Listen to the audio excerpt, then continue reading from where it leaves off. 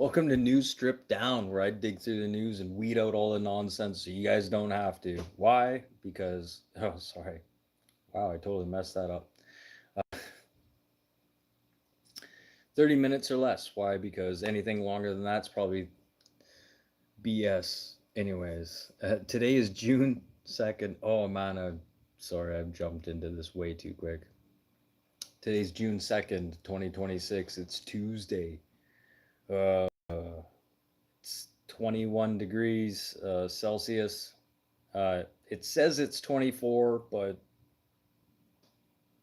it's not. And it's 69.8 degrees Fahrenheit. And yeah, it's pretty crazy outside right now.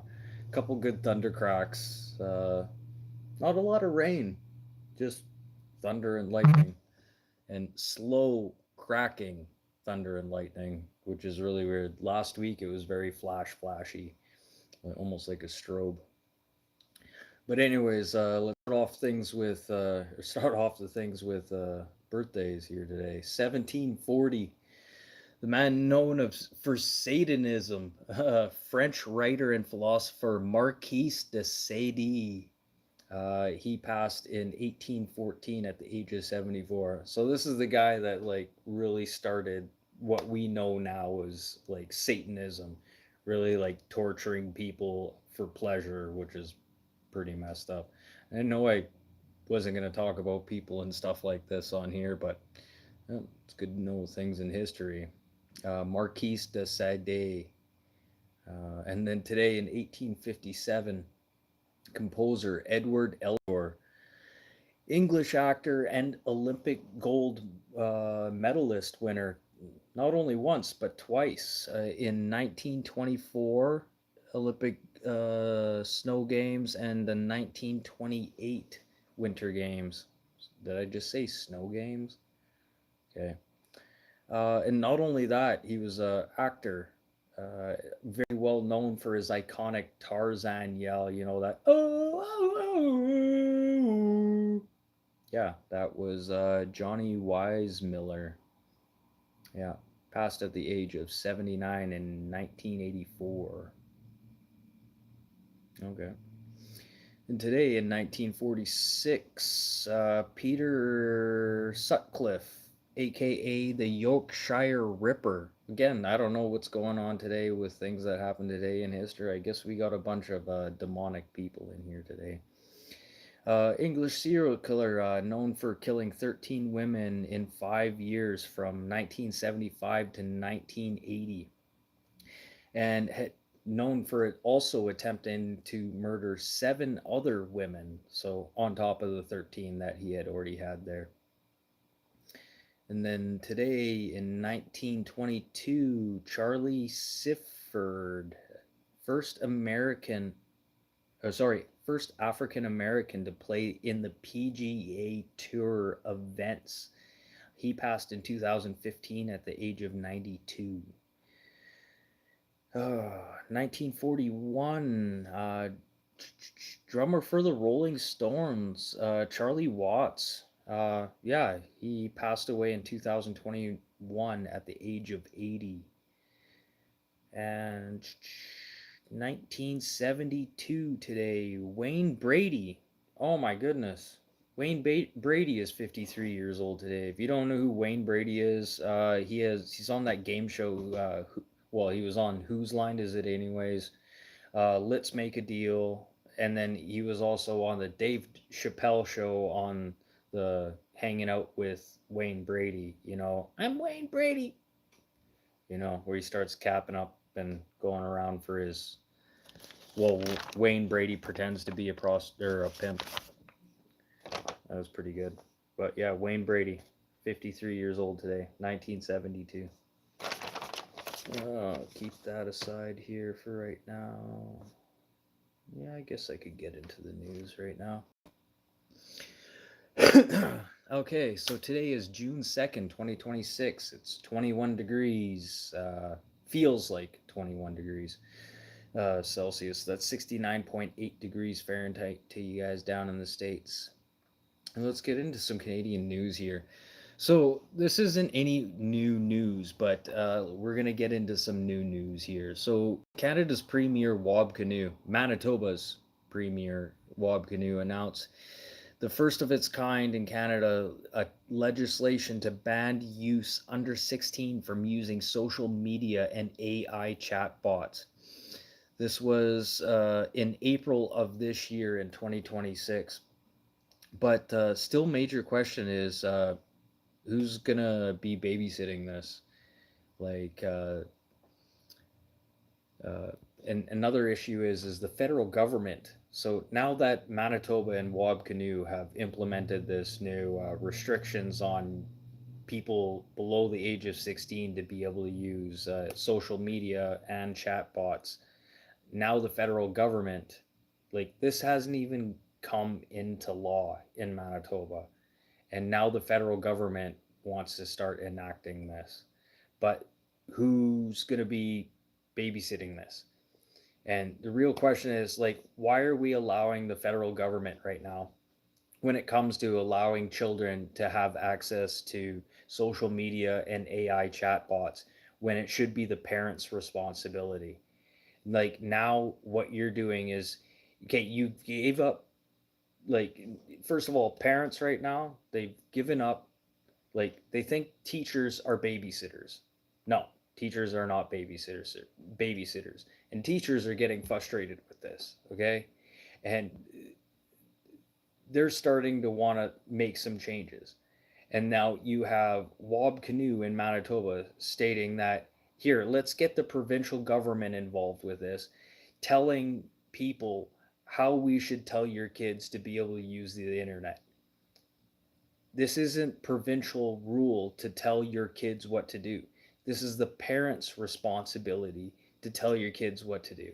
And now the federal government is going to be involved in this new bill where they're going to start age restricting kids below the age of 16 from using social media and chatbots.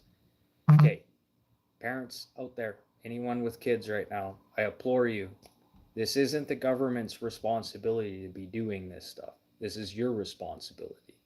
And if you do have kids and they do go to school, schools are not daycares. And you do have responsibilities as a parent, or you. I'm just going to keep my mouth shut right there. Ooh, and there's some great news for beverage drinkers across Canada. I know there's been a lot of talk about this right now, about how canned goods, aluminum cans, this whole like distribution problem when it comes to your pop cans, your beer cans, and stuff like this. Well, uh, this is going to be good. The Rio Tinto has begun its $1.5 billion expansion of its AP60 low carbon aluminum smelter in Quebec. This is a major step, you guys. Not only to just like climate change and then finally getting away from the United States when it comes to producing aluminum cans. This is kind of a big thing that's been happening back and forth. Watching the price of some of our goods go up due to the fact that we're importing cans, aluminum cans for like your beer cans and your pop cans from the United States. Why? Why don't we have these facilities here in Canada? Yes, we do have these facilities, but we don't have the refineries to be doing this specific aluminum. And what's great about this refinery, it's all hydroelectric, well, let's say about 80-90% hydroelectric dam powered. So, and this is all Quebec power.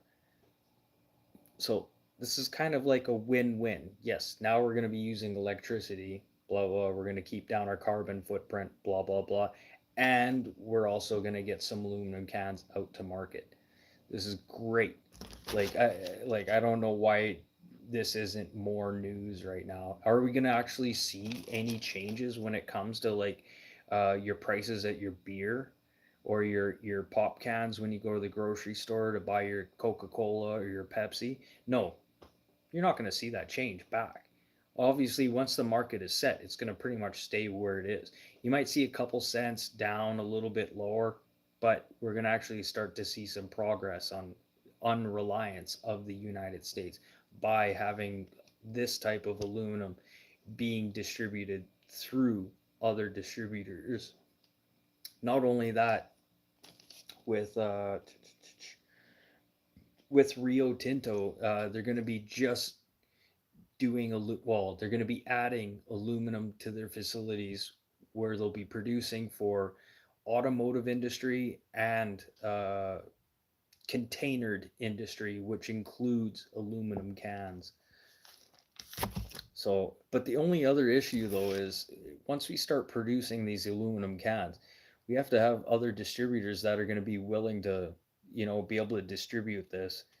Like you have the Canadian Canning Incorporation, you have CanCraft, you have Crown Holdings, and then you have Bar BSG Canada, which are major can and bottling facilities that deal with aluminum cans. And there's a lot of talk, like, well, there's already been talk of how the price of cans have gone up.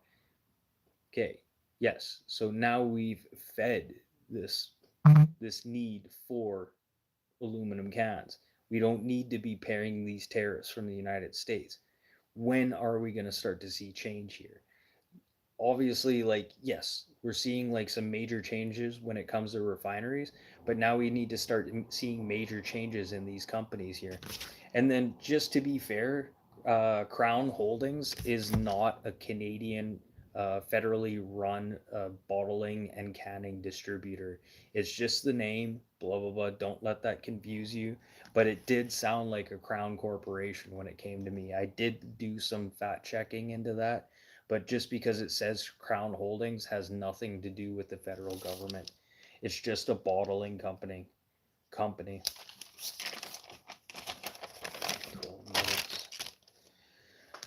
Oh, wow. So, yeah, now that we're getting into June here now, we're in June 2nd, okay? Yeah, it's Tuesday. There's a lot of talk right now about all this Kuzma deal stuff that's happening through Canada, the United States, and Mexico here. And it's getting spicy. Like, I'm not even joking. Like, as we're going to get closer here to this Kuzma deal here, we're going to start seeing like some weird deals popping through here. We're going to see some other deals made with other countries right now.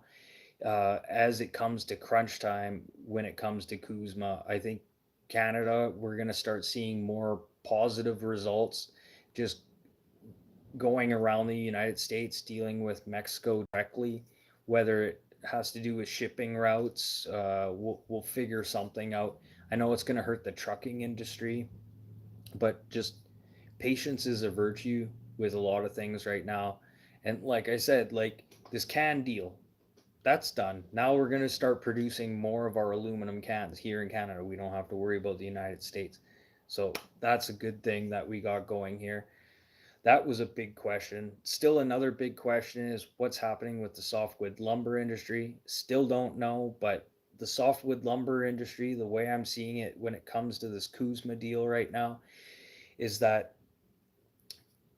they got a few payouts here already. Okay, probably enough payouts to just kind of keep their mouth shut and just kind of keep their jets cool and just wait out and see what's going to happen here. And this is kind of what I'm seeing right now until what's really being presented with what the United States is putting out forth to this Kuzma deal. And the United States last night did a proclamation did a proclamation signing last night on tariff amendments to drop Canadian steel and aluminum down from 25% down to 15%. And then there's some also add-ons that they had on their mobile industrial equipment. Okay, so if you guys looked at the broad picture or seen the statistics with this, I'm gonna break this down for you right now. Okay, so there was one thing brought up. It was called the mobile industrial equipment. Okay, so what this is, some people are talking about the bulldozer act or the bulldozer tax. Okay, This is because of certain implement vehicles were not included in this agreement from the get-go. So like bulldozers, certain types of farm equipment weren't included on that first original agreement. So now they're going to add, was that 25?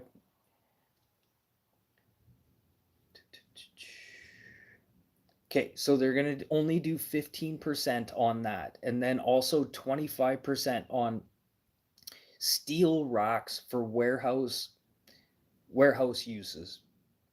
And this is as a duty cost. So this is where it's a little bit different too, because this is a duty cost. This is not a tariff cost. And I don't know where this is coming from, our steel racking in Canada. Like, are we just a major producer of steel industrial racking when it comes to warehouses? Like, this just doesn't make any sense. Like, the United States right now, and like I said, we're coming up to Kuzma, and the United States is going to start throwing, some things out at us right now. And some of the stuff that they're throwing out now, as of today, this doesn't make any sense, you guys. Like, really think clear headedly about this. Like, here, let's see if they'll grab at that. This is not a Trojan horse. These are not deals to be made. This is just sitting there seeing what we're going to grab and then adding stupid things in here like, oh, the bulldozers weren't added into this one original tariff deal that we had set up with you, or this one agreement with Kuzma we had set up here. It's like, you're really going to dig that deep to scrape for pennies and then bring up bulldozers and other farming equipment, that wasn't added in the deal. Like, we're already going in there looking for a fight. And another issue is this deal with Saab. Yes, this is a good deal for Canada. This is a good deal for Saab. But this is going to hurt us when it comes to this deal here, when it comes to Kuzma. We do have some like leeway and some fighting room, but there's no point of fighting. Like, you're not going to get rock from a or blood from a stone, and this is like what it seems like Canada is going into right now when it comes to this Kuzma deal. The United States is throwing in all these like lower tariffs and then throwing other things in, be like, okay, we gave you a little, you're going to get a little. So really, at the end of the day, even with the 10% missing off the steel and aluminum, you're still going to be adding us another 25% on other goods. So it's still a lose-lose situation. No one is going to win from this at the beginning. Oh, and then get this one. Oh, this kind of made me a little bit angry. But hey, don't kill the messenger. Don't kill the messenger. The United States is planning on boosting its nuclear fuel capacity with a new uranium enrichment plant in New Mexico. Uh, Uraneco said it is building the plant that was approved by former President Joe Biden because of the looming impact of the ban on Russian made reactor fuels for nuclear power plants. Okay, so if anyone's hearing this right now, that the United States wants to build this new plant in New Mexico, this isn't Trump. Okay, everyone's going to say Trump's fast tracking this. Trump's fast tracking. This deal was already done. Trust me, this deal was already in the works. Like, it wasn't because Trump said, hey, jump and let's go. This was already a part of what Biden had put into place. So don't give Trump all the credit for this, because this isn't what happened. And this all has to do with the invasion of Ukraine, all the sanctions. And why is the United States getting what here? Hold on a second. Where are the numbers? I got numbers here. Da, da, da.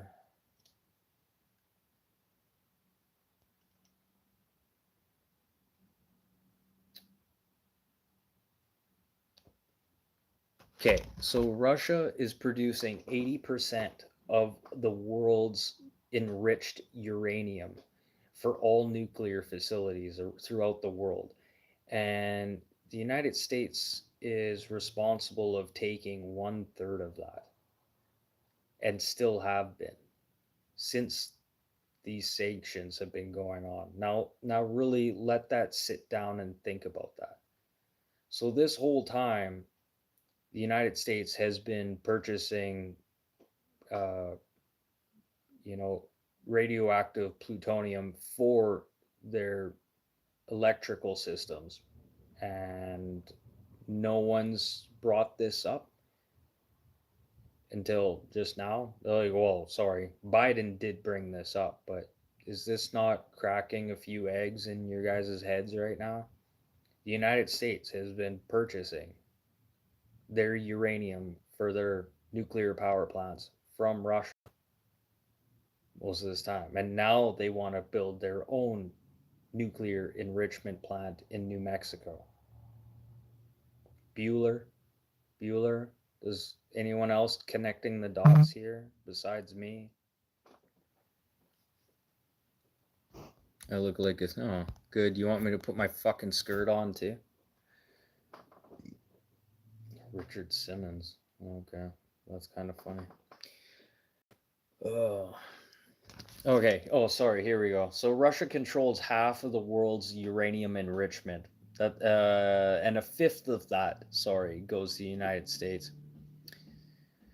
And then speaking of that, you know what? Whatever happened to Canada? You know, we used to be like one of the leading producers when it came to nuclear isotopes, and we just been shutting down reactors and not thought about how we're supposed to replace these facilities. And now we're letting other countries get ahead of us. And when it comes to these like nuclear isotopes, like it's important when it comes to like cancer treatments, and then even like medical imaging machines need these radioactive isotopes to work. So like Canada, like Biden, or sorry, Carney, let's get into this.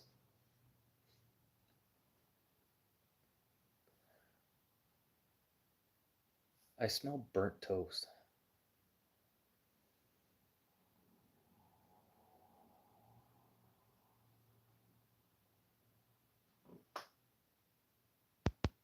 Okay, but sorry about that.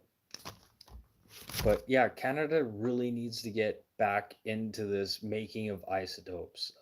Some of these facilities, I know they're still just on the closing phases of shutting down these facilities, but we should start looking back into doing these radioactive isotopes because we were a global producer of global isotopes, and we have the ability and we have like the favor of other countries to be able to produce these. So why aren't we doing this?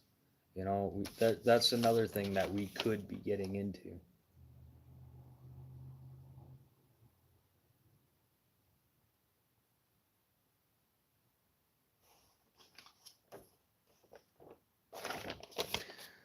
Deadly, I got some time here. Deadly. Well, today's Tuesday. I'm here Monday to Friday, 4 to 4:30 p.m. Central Time. Oh, 30 minutes or less. Why? Because anything longer than that's just BS anyways. June 2nd, 2026. Yeah, some interesting thunderstorm out there. No rain though, which is kind of messed up. So let's end everything off in things that happened today in history. James Gibbs of Virginia patents the chain snitch. Oh, sorry, this is a tongue twister. James Gibbs patents the chain stitched single thread sewing machine. And this is like super significant when it comes to Levi jeans. And we're talking about 1857 here. So when it comes to the sewing machine and the chain stitch single thread sewing machine, that's like, should have had a pair of jeans or something to show you guys what that is. But it's pretty significant. You guys, if you're wearing pants or you guys carrying a backpack, it's because of that stitch and that sewing machine. And then today in 1896, Italian engineer and inventor Marconi. Oh, here we go. Sorry, I'm going to get a little heated here for a second. Oh, thanks that. Yeah, I always forget to say that. Thanks, Tola. hit the like button, subscribe. I always forget, but if you don't subscribe or hit the like button, I really don't care. So today in 1896, Italian engineer and inventor Marconi applied for the first ever patent of the wireless telegraph system in the UK. Anybody? Bueller? What's wrong with that? 1896, Italian engineer and inventor Marconi applied for the first ever patent of wireless telegraph system. What's wrong with that? Marconi. Marconi. Well, it wasn't Marconi. It wasn't Marconi. Sorry, the first actual patent for that was Nikolai Tesla, and that didn't get resolved until 1943. Having his patent actually on the specific patent for that was patent 6,400 and 6,049,621. And yes, that patent wasn't actually released until 1900, but that patent was applied for, and then Tesla ended up getting credit for that in 1943. So, Italian engineer and inventor Marconi, who applied for the first ever patent on wireless telegraph system, BS, BS, it was Tesla. So, sorry, Marconi. Marfoni. Just Marfoni. And today in 1953, the coronation of Queen Elizabeth II was held in Westminster Abbey in London. 1953. And today in 1989, 10,000 Chinese soldiers are blocked at Tiananmen Square, Beijing, by 100,000 students and civilians. Imagine that. There's like 10,000 soldiers, and then there's 100,000 just civilians. I don't know. What would you do? Well, actually, I know what they did because this happened in 1989. I know the aftermath. I know people that were there, which is kind of scary. They just started shooting with explosive rounds and whatever they could. There was no rubber bullets back then. There's no such thing as rubber bullets. And then today in 2002, HBO crime drama The Wire was aired for the first time. It went for 5 seasons running from 2002 to 2008. And today in 1962, Ray Charles's cover of Don Gibson's I Can't Stop Lovin' You reaches #1. Why is it so many different cover songs that people do become #1 when they couldn't quite get to #1 in the first place? Always wondered about that. And then today in 1935, Babe Ruth announces his retirement from baseball at the age of 40, only lasting another 13 years, passing at the age of 53. So even his legendary, retirement, did he enjoy the next 13 years? I don't know. And then also today in 2026, what is it? Tuesday, Chinese astronaut. It's so dark, I can't breathe.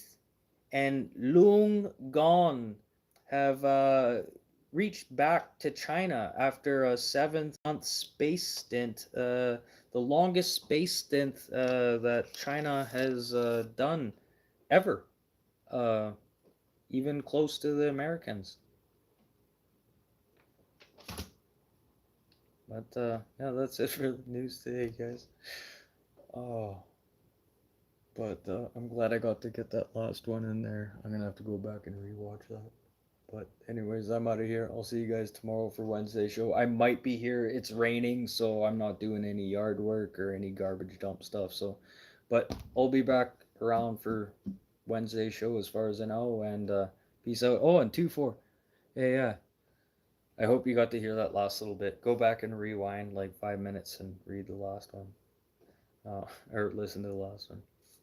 But yeah, talk to you guys later. And if I don't see you guys on Wednesday or the rest of this week, you guys have a good one. And everyone just, chill out and, open your eyes. Stop being the sheep. Be the goat. Don't be the sheep. Be the goat. Bah, bah. Oh, I don't know. What does a goat do? Sorry. I can't remember what a goat does. But you know what a goat can do?